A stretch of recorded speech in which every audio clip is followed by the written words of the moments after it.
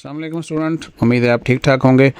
आज हम बात करेंगे CS 201 असाइनमेंट्स की और CS 201P प्रैक्टिकल वाले असाइनमेंट्स। तो इसके ऊपर हम बात करेंगे। असाइनमेंट पहली है और ये सारा प्रोसेस कैसे होना है, किस तरह से जमा करानी है, आपने सारी बातें आप इस वीडियो में देख पाएंगे।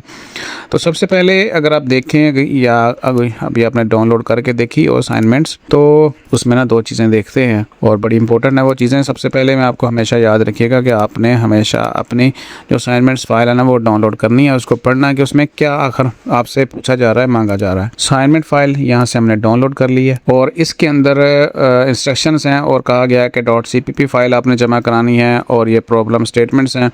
एक आपने प्रोग्राम लिखना है C लैंग्वेज में और उस लैंग्वेज को जब हम उस प्रोग्राम को रन करेंगे, प्रिंट करेंगे, तो उसका जो आउटपुट है ना वो इस तरह का नज़र आना चाहिए हमें, यहाँ जैसे आपको नज़र आ रहा है। और मैं आपको दिखाता हूँ स्क्रीन के ऊपर, ये प्रोग्राम है। जब आप इसको कोडिंग को जो कोड लिखेंगे और रन करेंगे तो उसका जो आउटपुट है वो इस तरह नज़र आना चाहिए जैसे यहाँ पे स्क्रीनशॉट के अंदर है। और आपने CPP फाइल जमा करानी है। तो इस असाइनमेंट को बनाने के लिए जो CS 201 है 1 या CS 201P बनाने के लिए सेम जो चीज़ें हैं ना वो यही है कि एक सबसे पहले तो आपने प्रोग्राम अपना डाउनलोड करना है और इंस्टॉल करना है dev C++ अपने कंप्यूटर के अंदर।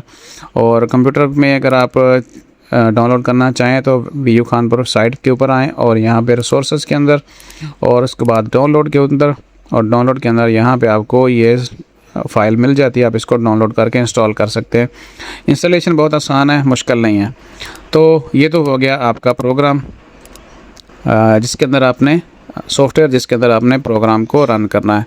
तो दूसरी चीज़ ये होगी इसके लिए CS 201P के लिए कि आपने, ये तो हो गया आपका, हम इसको ग्रीन कर देते हैं। कोड लिखना है। अब कोड आपको आना चाहिए, लिखना चाहिए और उसके लिए आप इंस्ट्रक्शंस अगर पढ़ें असाइनमेंट के अंदर तो वहाँ पे लिखा हुआ है कि कितने चैप्टर्स जो हैं वो इसके अंदर आपके शामिल हैं और उनको आप प्रैक्टिस करेंगे तो हो जाएगा। इसके अलावा मुख्तलिफ़ टूल्स हैं, उनसे आप ये हेल्प ले सकते हैं, बना सकते हैं, समझ सकते हैं।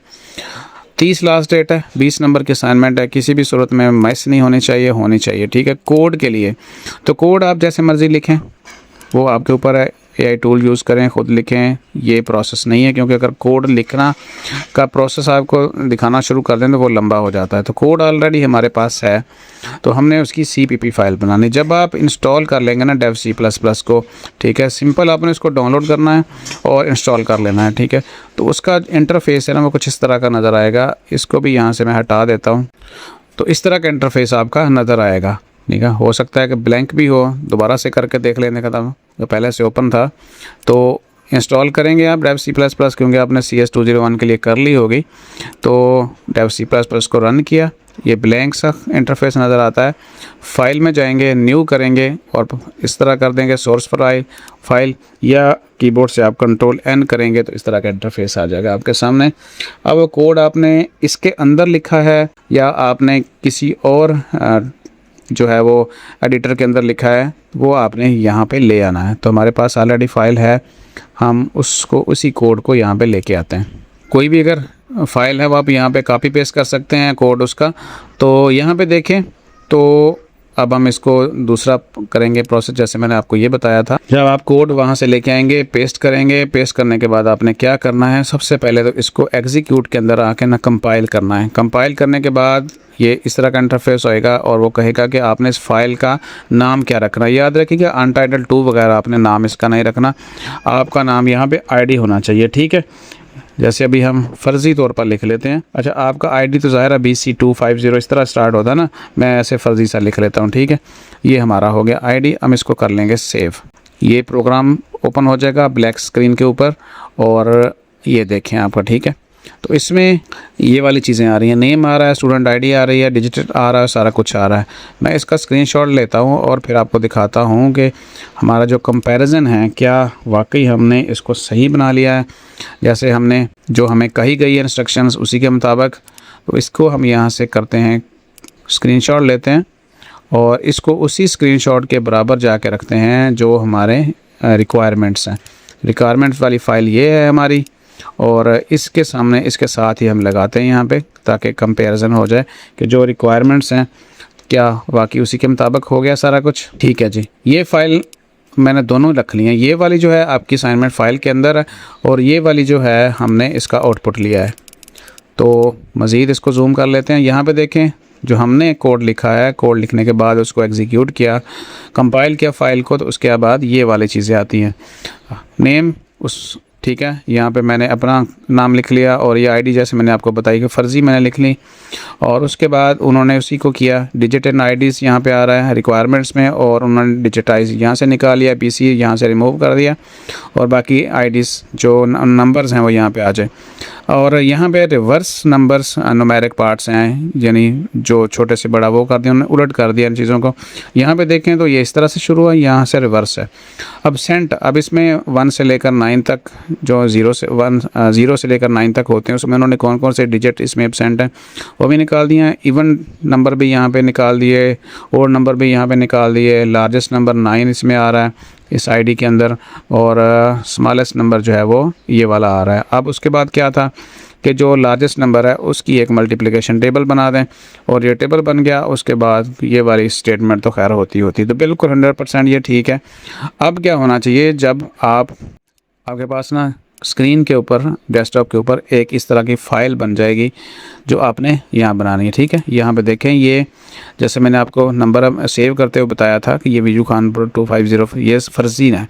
अब अगर मैं कहूँ कि ये बिल्कुल ठीक है फ़ाइल, और बिल्कुल ठीक है फ़ाइल, और क्या हम इसको सबमिट करा सकते हैं? ऐसे नहीं सबमिट करा सकते, ठीक है, और ना ही इसको ऐसे रीनेम करने से ये सही होगा।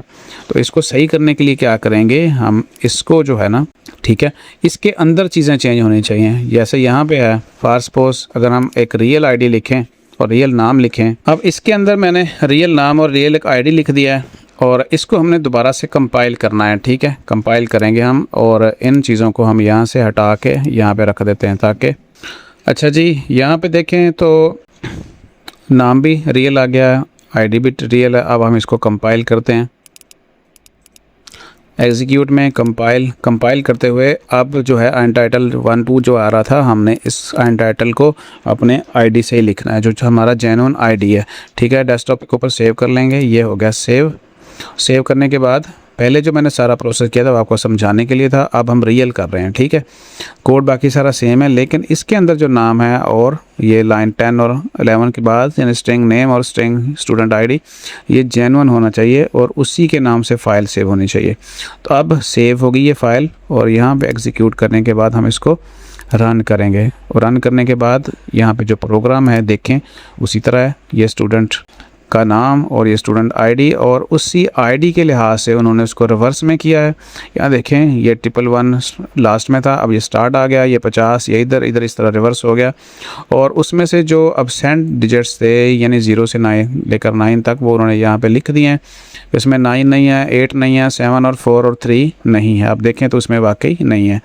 अब उन्होंने इसमें से इवन डिजिट पीस निकाले, यहाँ से इवन और ओड भी निकाल लिए हैं। तो लार्जेस्ट नंबर इसमें से 6 है, वो यहाँ पे आ गया, और स्मॉलेस्ट 0 है, और यहाँ पे 6 का जो है वो बना दिया उन्होंने टेबल। तो ये फ़ाइल जब हमने एग्जीक्यूट की, रन किया, तो बिल्कुल ठीक थी, 111। ठीक है, तो इस तरह की फ़ाइल हमारे पास एक डेस्कटॉप के ऊपर आ चुकी होगी, ये वाली। ठीक है, ये वाली फ़ाइल। अब हम यहाँ पे देखें तो डेव C++ में बार बार आपको ना समझाने की कोशिश कर रहा हूँ, तसल्ली के साथ समझ आ जाए।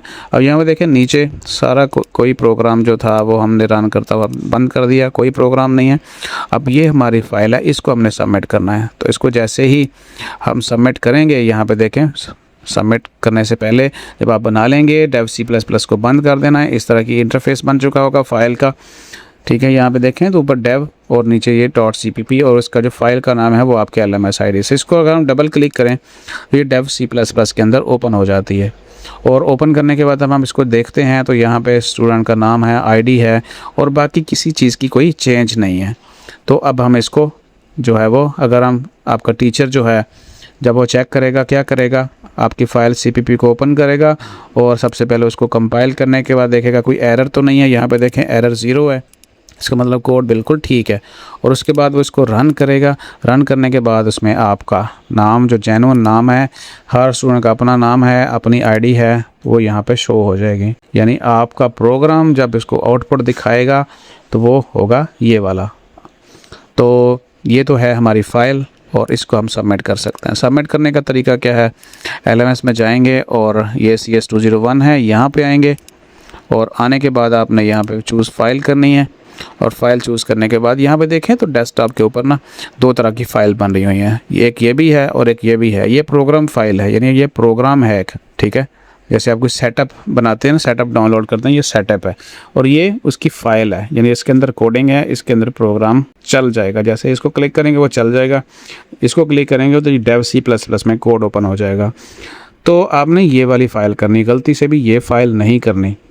तो और ये याद रखिएगा कि इसको वर्ड के अंदर, यानी कोड आपने वर्ड में लिखा, नोटपैड के अंदर लिखा, किसी और के अंदर लिखा, वो नहीं। आपने इसको रन करके प्रॉपरली .cpp फाइल क्रिएट करनी है और फिर उसको जमा कराना है। अब ओपन करेंगे इसको, यहाँ पे फ़ाइल आ जाएगी और यहाँ पे देखें तो इसकी जो एक्सटेंशन है लास्ट में वो .cpp फाइल है, ठीक है। आखिर में क्या आ रहा है, .cpp। दोबारा से कर लेते हैं इसको।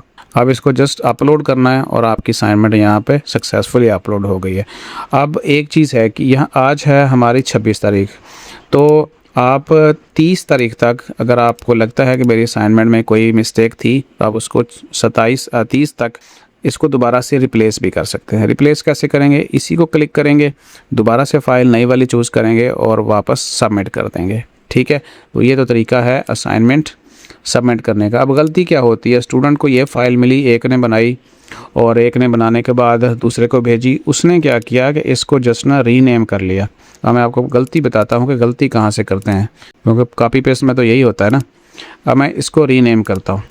अब दूसरे का जो आईडी है ना वो 260-20 है और लास्ट में जो है वो 1 2 3 4 है, ठीक है। ये हो गया हमारा 260-20 1 2 3 4, ये आईडी हो गया। उसने क्या किया, इसी फाइल को रीनेम करने के बाद सबमिट कर दिया। जब टीचर के पास जाएगी उसको ओपन करेंगे, उन्होंने क्या करना है, जैसे मैंने बताया आपको, इसको ओपन करेंगे। वो ओपन करने के बाद इसके अंदर देखा जाएगा कि क्या है। अब यहाँ पे देखें तो क्या वही था BC 260-20 1 2 3 4 नहीं है। इसका मतलब है कि ये फ़ाइल जो जिसने भी सबमिट कराई रीनेम करके वो गलत थी। तो असल तरीका ये है कि इसके अंदर आपका आईडी जो है वो, और उसको बाद आपने इसको जब कंपाइल करेंगे, यहाँ पे देखें यहाँ पे कुछ और आ रहा है और जो हमने फ़ाइल का नाम रखा था रीनेम करके वो कुछ और है। इसका मतलब है कि ये सही नहीं है। तो ये भी सेम होना चाहिए, इसके अंदर भी सेम होना चाहिए, नाम भी आपका सही होना चाहिए। और जब आप इसको रन करेंगे तो रन करने के बाद आपका जो प्रोग्राम है वो भी सही होना चाहिए, ठीक है। तो यहाँ पर जैसे ही रन करेंगे वो अंदर उसके बताएगा ये तो कोई और आईडी है, ठीक है। हम क्या कर रहे थे, हमने लिखा है इसको, ताकि बार बार बता रहा हूँ ताकि गलती ना हो आपसे। ये आईडी है और उम्मीद है समझ गए होंगे, जो मैंने बार बार समझाने की कोशिश की है। और आज हम बात कर रहे थे CS201 के ऊपर कि आपने इसको CS201P के ऊपर कि आपने कैसे जमा करानी है। तो ये सोर्स फाइल जो है आपको यहाँ से मिल जाएगी अगर आप डाउनलोड करना चाहें। तो मोस्टली जो हम ये नहीं सारा कुछ करते, हमारे चैनल के ऊपर आपको सलूशन नहीं मिलते। तो यहाँ पे कोड अगर मिल भी जाए तो जब तक आप उसको प्रॉपर्ली जो है वो कंपाइल नहीं करेंगे, उसको सही तरीके से एग्जीक्यूट नहीं करेंगे, आपके नंबर नहीं आएंगे। तो डाउनलोड फाइल के अंदर ये फ़ाइल मिल जाएगी, सलूशन नहीं मिलेगा, जस्ट कोड मिलेगा और बाकी आपने सारा कुछ को खुद करना है। अपना ख्याल रखें, चैनल को सब्सक्राइब कर लें।